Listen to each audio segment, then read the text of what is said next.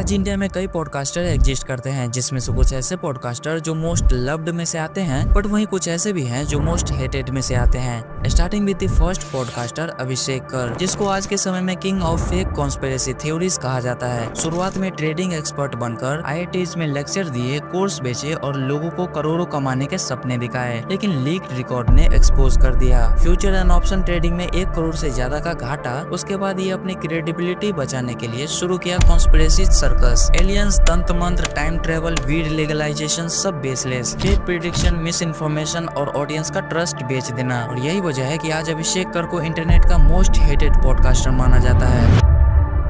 लेकिन जहां अभिषेक कर मोस्ट हेटेड पॉडकास्टर में से आते हैं, वहीं एक नाम ऐसा भी है जो मोस्ट रेस्पेक्टेड लिस्ट में शामिल है, राज समानी। पॉडकास्ट कम्युनिटी में इनको कौन नहीं जानता। हाल ही में एक कंट्रोवर्सी का सामना किया था, लेकिन अगर आप उसको साइड रखें तो ये आज सबसे रेस्पेक्टेड और लव्ड पॉडकास्टर में से एक हैं। बिल गेट्स जैसे बिजनेसमैन का इंटरव्यू करने वाले और विजय माल्या के इंटरव्यू की वजह से हेट झेलने वाले, इनके पॉडकास्ट की कन्वर्सेशन होती है रियल, रिलेटेबल और रिफ्लेक्टिव। टॉपिक्स हमेशा डीप रिसर्च के बाद ही सिलेक्ट किए जाते हैं, जो बिजनेस से लेकर पर्सनल लाइफ तक हर एस्पेक्ट कवर करते हैं। यही वजह है कि राज समानी आज इंडिया के मोस्ट रेस्पेक्टेड पॉडकास्टर में गिना जाता है। बट जहां एक कंट्रोवर्सी के बावजूद राज समानी के इमेज पर ज्यादा असर नहीं पड़ा, वहीं एक ऐसा पॉडकास्टर भी है जिनको कंट्रोवर्सी ने सीधा मोस्ट हेटेड लिस्ट में ला खड़ा किया। ये है रणबीर इलाहाबादिया यानी बियर बाइसेप्स। आज के टाइम के सबसे कंट्रोवर्शियल पॉडकास्टर में से एक। मोटिवेशन से लेकर मेडिटेशन, बिजनेस से लेकर बॉलीवुड, हर टॉपिक पर इन्होंने अपने पॉडकास्ट में बात की। पहले के कुछ एपिसोड ने इनकी पॉजिटिव इमेज बनाई थी, बट अब सब बिगड़ गया है। और ये बात सब जानते हैं कि इनका कंटेंट वेल रिसर्च होता है, लेकिन कुछ बड़ी कंट्रोवर्सीज ने उस इमेज को तोड़ दिया और आज रणबीर इलाहाबादिया इंटरनेट के मोस्ट हेटेड पॉडकास्टर में शामिल है। लेकिन जहां रणबीर इलाहाबादिया को पॉडकास्ट कम्युनिटी में हेट किया जाता है, वही एक ऐसा पॉडकास्टर भी है जो आज मोस्ट लव्ड लिस्ट में शामिल है। ये है शुभंकर मिश्रा। इनका सफर इंजीनियरिंग छोड़कर जर्नलिज्म और जर्नलिज्म छोड़कर पॉडकास्टिंग। आज तक TV9 जैसे बड़े चैनल को छोड़ शुभंकर ने शुरू किया अपना पॉडकास्ट, जहां पॉलिटिक्स, सिनेमा और ग्राउंड रियलिटीज पर होती है नो नॉनसेंस बातें, वो भी डीपली रिसर्च। पॉलिटिक्स से लेकर सोशल ट्रॉमा तक वो हर टॉपिक पर डेप्थ में डिस्कशन करते हैं। और इसी वजह से आज शुभंकर मिश्रा इंडिया के most respected and loved podcaster में गिना जाता है।